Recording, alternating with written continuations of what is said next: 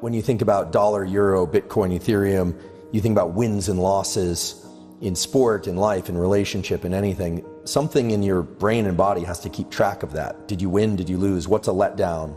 What's a celebration? And I think one of the most important findings in the last few years in neuroscience is that while the molecule dopamine is associated with reward, it's more about motivation and craving. When I say the common currency is dopamine, what I mean is the molecule dopamine, when secreted in the brain, makes us pursue things, build things, create things, makes us want new things that we don't currently already have. It's a way of tabulating where we are in our life. Are we doing well or are we doing poorly? And that happens on very short time scales. Like, do you wake up feeling good? Or do you wake up feeling kind of low? Or on long time scales. If you're halfway through a long degree or you're halfway through your life, how are you doing? How do you gauge that? Well, it has everything to do with how much dopamine you were releasing in the previous days and weeks and years. What's cool is that once you make these processes conscious, once you understand a little bit about how dopamine is released and how it changes our perspective and our behavior, then you can actually work with it.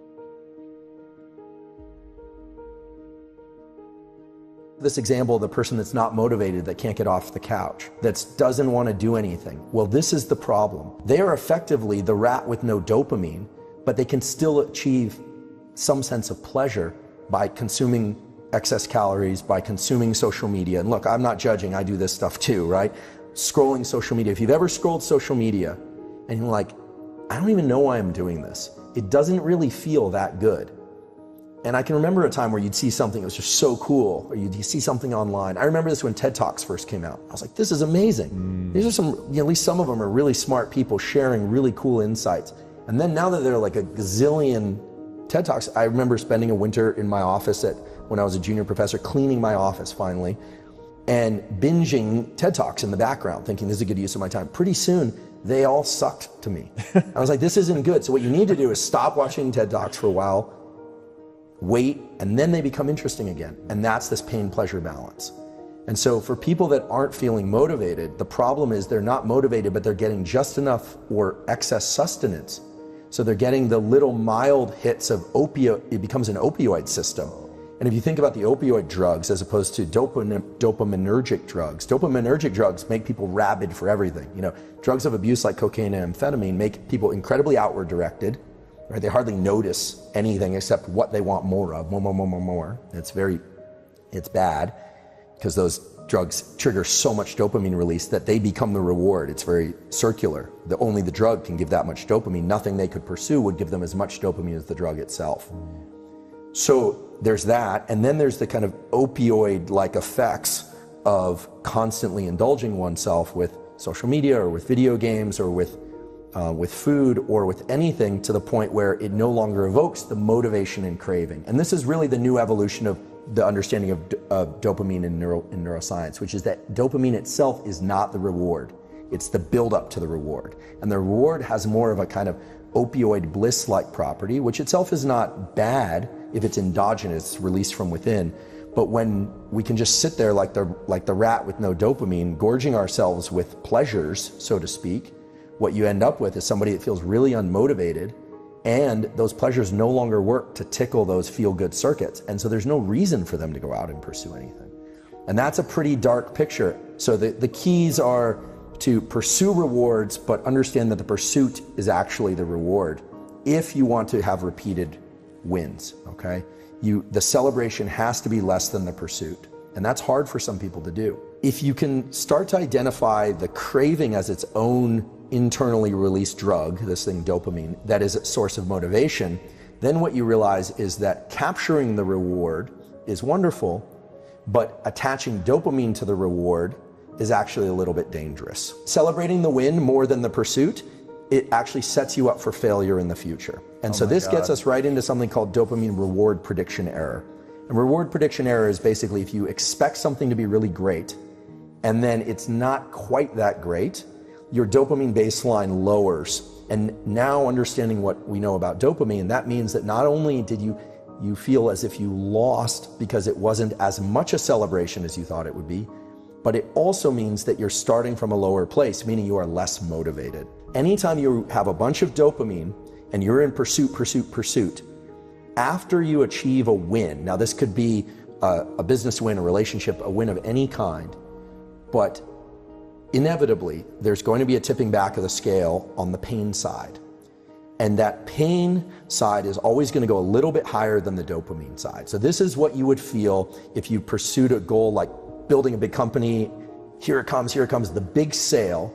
And then there's the, well, what now? The kind of letdown. Now, if you simply wait and stop pursuing dopamine for a short while, the scale starts to reset.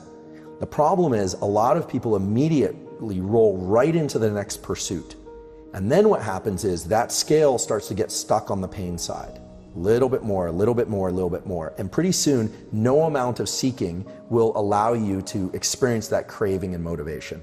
So what does this mean in terms of an actual tool? Well, first of all, if people can do what you do, they're going to be in a much better position in life. Doesn't matter if it's school, sport, relationship, any domain of life. If you can start to register, that craving and that friction and that desire, that almost kind of low level of agitation, sometimes high level of agitation, that is that I'm trying to impose my will on the world in a benevolent way, we hope, that's dopamine.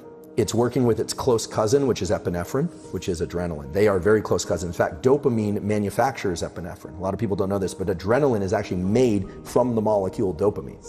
Okay, so those two are hanging out together. It's like crave work, crave work, crave and work, crave and work, crave and work. And then you get the win.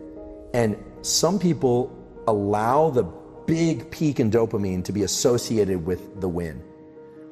And smart people learn to adjust their celebration internally, right? This is all internal. You could throw the biggest party in the world, but as long as you're kind of laid back and looking at this, not letting yourself get manic crazy, you won't necessarily crash as hard, and pretty soon your system will reset. So that you take the day, you clean up the dishes, you relax, you go, what now? I'm feeling a little low. Well, rather than going out and spiking your dopamine again, just wait, understand that the scale will reset again. Give yourself a few days where you're gonna feel a little kind of underwhelmed. Things aren't gonna be as interesting.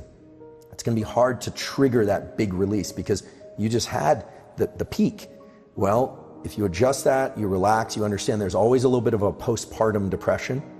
We sometimes hear about postpartum depression. That's a clinical thing, but there's always that kind of, today's not as exciting as the previous days. What am I going to do with my life? But then if you let it start ratcheting up again, then what you realize is your capacity to tap into dopamine as a motivator, not just seeking dopamine rewards, that is infinite. And I can say with great certainty that this is how you were able to build a big company and sell it, how you've been able to build a successful podcast and sell it, how you're constantly seeking, because seeking is the reward.